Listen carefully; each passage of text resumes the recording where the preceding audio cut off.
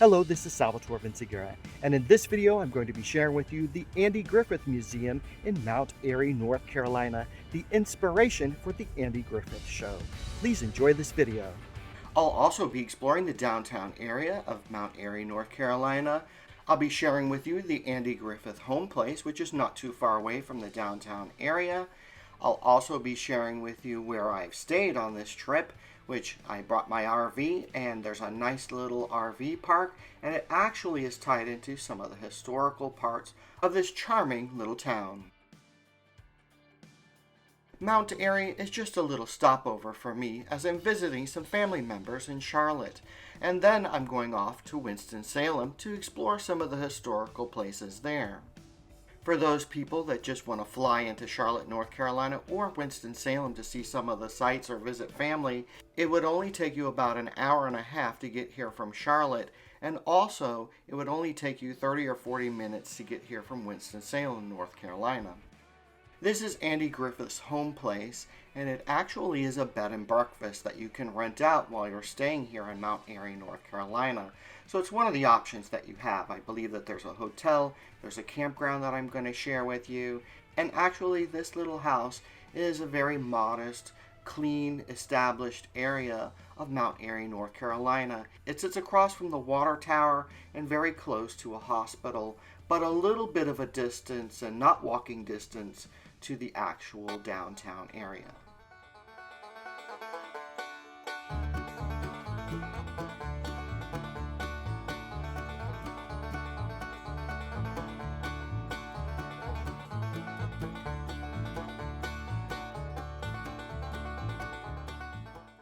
And I'll be driving a little bit from the downtown area to get to this neighborhood, which is located near the barber shop and also the replica of the courthouse. The architecture and the layout of some of these homes is really exceptional, and it's so nice to learn about this little place called Mount Airy, North Carolina, which was originally settled in the 1750s by predominantly English, Scottish, Irish, and German settlers. The native Shira people were known to inhabit the area prior to the arrival of these European settlers. As westward expansion progressed following the French and Indian War, Mount Airy started to develop, serving as a stagecoach stop on the road connecting Winston-Salem, North Carolina, and Galax, Virginia. The city derives its name from a plantation in the vicinity of the area. Officially incorporated in 1885, Mount Airy quickly thrived due to the region's abundant natural resources, specifically granite and tobacco, and this led to the establishment of the North Carolina Granite Corporation, the world's largest open-face granite quarry. The locally quarried granite has been used in famous structures, including the Wright Brothers National Memorial and the Arlington Memorial Bridge. Mount Airy became a significant hub for the textile and furniture manufacturing industries in the late 19th and early 20th centuries. Companies such as Spencer's Incorporated and Renfro Corporation established mills in the city. However, the later half of the 20th century brought economic challenges due to the increased global competition and industry automation. Now let's explore the Andy Griffith Museum. It's a museum dedicated to the life of Andy Griffith, who was born in Mount Airy.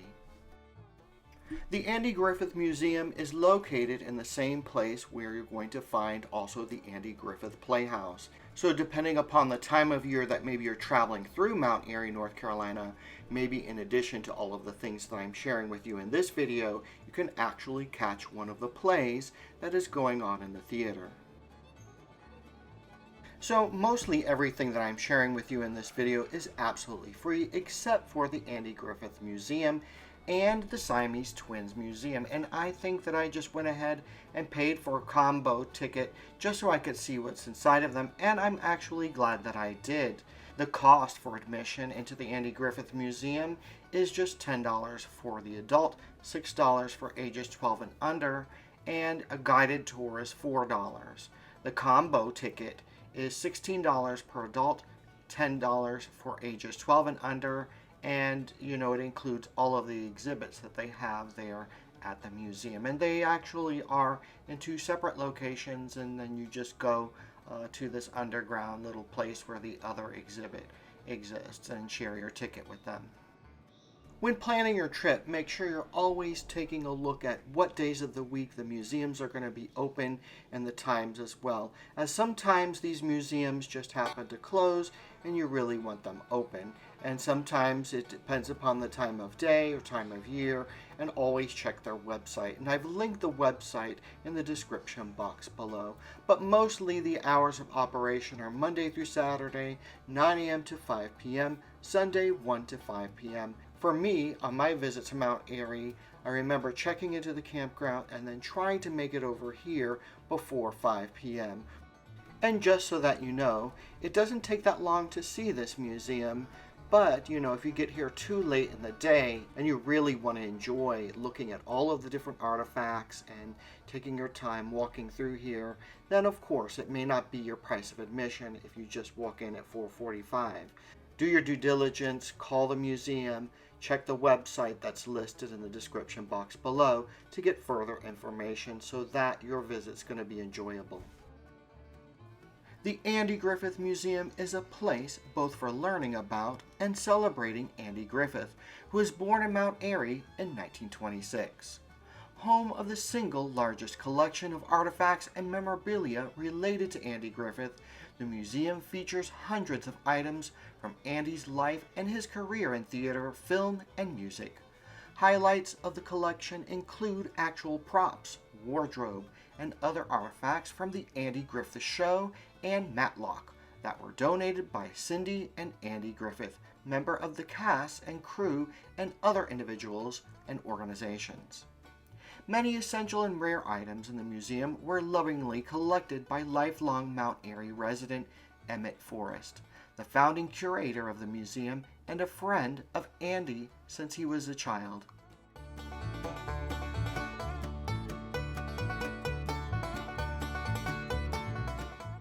The Andy Griffith Show ran from 1960 to 1968 and are still posted on reruns on some channels today.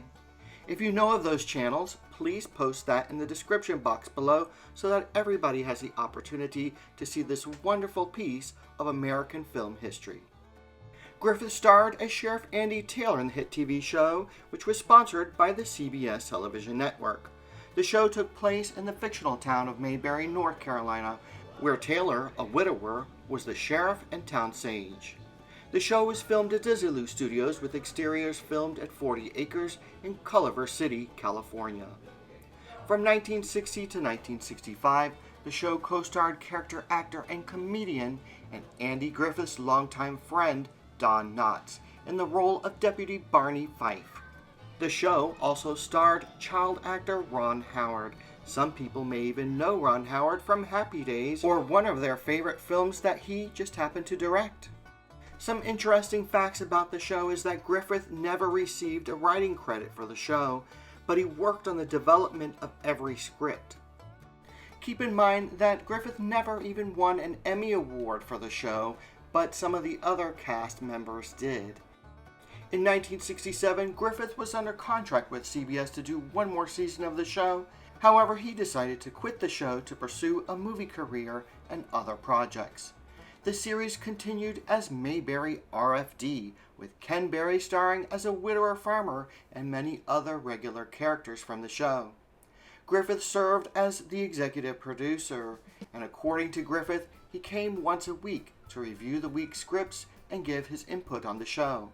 Andy Griffith brought many of these characters in his TV shows and films to life because of his artistry and music. Griffith sang most notably in A Face in the Crowd and in many episodes of The Andy Griffith Show and Matlock.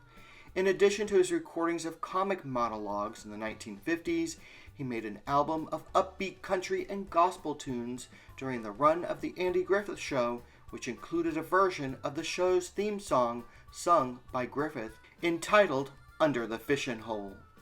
In later years, he recorded successful albums of classical Christian hymns for Sparrow Records.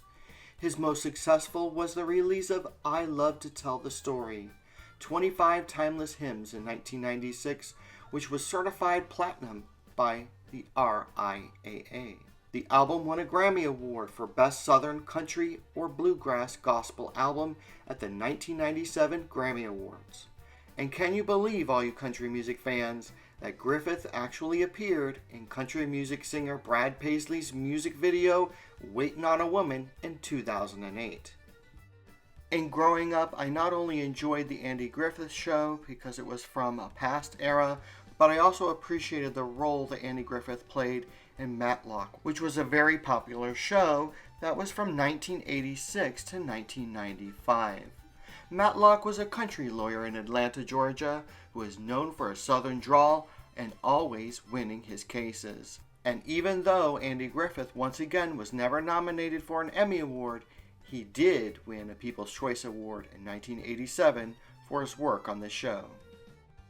And now here's a little bit of the Siamese Twins Museum, which is just steps away from the Andy Griffith Museum.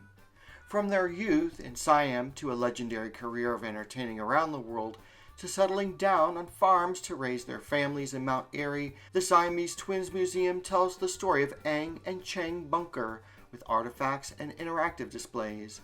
You're going to learn about the history of these worldwide famous brothers who called North Carolina home. For me, the real surprise as a visitor to this area was that when I arrived at the Mayberry Campground, there is a house there, and it is the Ang and Chang family house, and it is related to this particular museum because the campground is the actual farm, or was part of the farm, that Ang and Chang had. And so the descendants of Ang and Chang run that campground and maybe run a farm in the area. And the history of Ang and Chang coming to the United States, moving with their family to Mount Airy, having farmland as Asian Americans in the United States, and running that, is just absolutely fascinating. And, people have studied this from all over the world, just trying to research Siamese twins, to cultures of religion, and even for medical ethics, just to look at the whole picture of their story. And it actually is even related to the Civil War here in the United States, because they did house some of the soldiers from the Civil War inside of their house on the Confederate side. And to even go further, Chang and Ang Bunker were loyal to the Whig Party and the Confederate cause, and each had a son who fought in the Civil War. So it is very interesting to find out these facts about Ang and Chang, especially because people wouldn't think that Asian Americans would be on the Confederate side. You would think that they would be on the other side, the Union side, during this time period. But I guess they had to do this in order to protect their land, and they did give up 2 of their sons to go ahead and fight for that particular side. It's also interesting to note that there could have been some enslaved people working the farm, and we definitely know that some of those people were actually buried with some of Ang and Chang's family. Now, this is a very interesting part of town, and it's made to replicate the actual Mayberry courthouse and some of the other areas, like almost a mini film set. It was not used as the film set for the Andy Griffith Show, but it's made to replicate those areas that would have been so that people can come here and get that feeling of, this is Mayberry, this is where it came from, type of thing. So this is all free to the public. However, I would highly suggest that you go next door and you grab anything in that little gift store, because that's the lady or the people that own this little area right here. And yes, you have to understand, if you understand the Andy Griffith Show, then you understand Aunt Bee's pickles. And they do have Aunt Bee's pickles inside of that gift store. And actually, if you try them, they're excellent. They're awesome. And I don't think you can get those pickles anywhere. I'm actually very grateful that the family who owns that gift store, or whoever owns the gift store next door, has this open to the public, because this is something that kids of all ages can go in here and just get an understanding of, what that life would have been like, from the jail cell that they had here, how homey it was, the interaction between the characters, Don Knotts and, Andy Griffith, and then that particular show, the justice of the peace scenario in a small town, just so classical in nature and to have all of these various replications of the artifacts that could have been used on a movie set. So my congratulations to the town and the people who are keeping this theme alive, as it just gives people an understanding of what rural life in America would have been like at that time. I also give Andy Griffith a lot of credit, especially for writing those TV shows to make them so family oriented and to give real life scenarios for what families are struggling through in rural life. And it really depicts them, I think, very well. There's always a moral to the story. There's comedy intermixed with some of that. But there's some serious stories of just life between adults or families that come to life in these films. Always keep in mind that this is a day trip for me. This is just an area that I plan to spend one day and then move on to a different location and film the historic sites in that location. And you know, Mount Airy is very quaint. You could spend maybe 2 or 3 days visiting all the different shops and exploring the hiking opportunities and other places that they have in the surrounding area.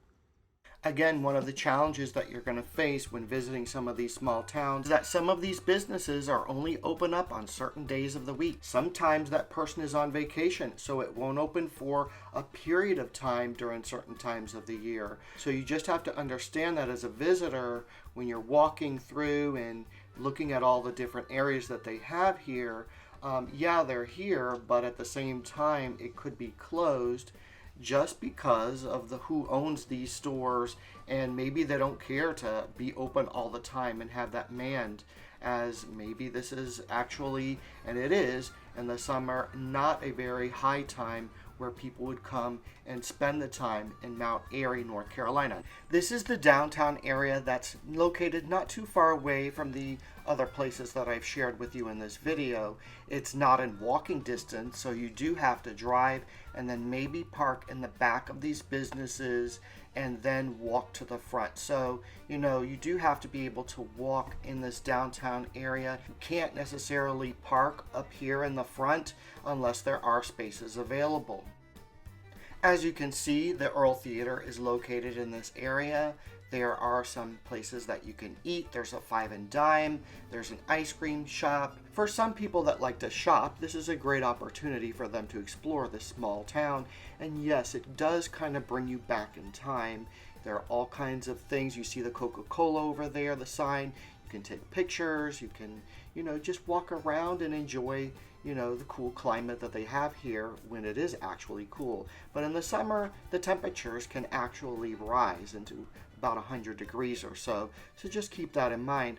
I wish that sometimes these small towns would have stores open up in the evening, but I know it doesn't pay for them to do so. There was a music store that I visited in Mount Airy, and I just went in and it brought me back in time because, you know, just for me being from Miami, where sometimes we don't, as music directors, get the services that you do in some of these small towns where they do have musical instruments there. People can go in there and rent them. They can see them. They can play them and so forth. You can talk to the owner and have a good conversation with them. And it just brings you back in time where people are just that nice, where people just want to sit on a bench and enjoy themselves and just take their time doing stuff. And to go a little bit further, you know, check out the websites that they have on Mount Airy, North Carolina. I know that for me, I would have loved to have been here for Mayberry Days, and that's coming up between September 22nd through the 28th of 2025, and it changes maybe just a little bit throughout the year, but I bet that the temperatures are a little bit cooler. Maybe you'll get to see the change of leaves as you're driving through the Appalachian Mountains and the various areas around here, and I could imagine how this whole town would just transform itself for those types of events. I'm sure that even on your travels from either Charlotte, North Carolina, or from Winston-Salem, North Carolina, in either direction, you're going to come across some beautiful scenes of the Appalachians, of North Carolina, and these different rural areas. Don't forget to stop in, even to see some of these farm areas as you do. You know, some of these different places do have meaning inside of Andy Griffith Show. There is a real Mount Pilot that you travel over a mountain and you do get to see the little cop sitting out there waiting for a customer, and it really is reminiscent of the Andy Griffith TV show. This is where I stayed while visiting Mount Airy, North Carolina. This is the Mayberry Campground, and it is a privately owned RV park. This is one of my early morning walks at the campground before I leave to Winston-Salem, North Carolina. And, the farmhouse in the back, as I'm walking up to this area, is the actual farmhouse that one of Eng and Chang's grandsons built, and the families live there. So this is a family-run campground. I believe that some of the different descendants of the twins do live in the area. If they don't live on the campground, maybe in that house back there. But they are around, and they do own the property, and I believe that that house is actually open for tours, and it's quite historic. But as you can see, this is a very clean campground. It has a lot for people of all ages to do. There is a little playground on the left-hand side. There's just places to sit out on the porch. Maybe there's a little swing there. And this is the historic farmhouse. It was built by Eng's son, William Bunker, in 1900. The late campground founder, Benny East, is the great-grandson of Eng, and his mother, Ruby Bunker East, was born and raised in the farmhouse along with her 5 sisters. Collie Boyles, the campground owner and operator, is a great-great-great-granddaughter of Eng. Now, as you can see, there are different areas. Maybe you can fish in some of these ponds, I don't know. But people do set up camp here for very long periods of time. I brought my travel trailer here, and I did have a little bit of a problem getting into my site, and someone was called out to help me out because it was kind of an interesting predicament that I was in. And that's because some of these roads have some steep inclines, and I don't think that the people who engineered or designed the campground realized what people maybe would have to go through to get to their site. So I'm glad that somebody did come out and help me out and get me out of that terrible situation that I was in. Some pluses of this particular campground is that look at the views that you would have from your campsite. Some of them even have views of the Blue Ridge Mountains in the background, and it is kind of picturesque as you are just trying to get away from city life and try to relax. So what a perfect atmosphere is to go out here on the farm and just walk around and enjoy nature to some extent. In the description box below, I'll put the websites so you can actually call them up or look at their site and rates and what they have to offer in regards to amenities. They have free Wi-Fi, they have laundry facilities, they're handicapped accessible, they have campfires. I'm sure that they have maybe even some different activities throughout the days or different times of the year that you would visit. And yes, I'm reading their website, and there is catch and release fishing if you enjoy that type of thing.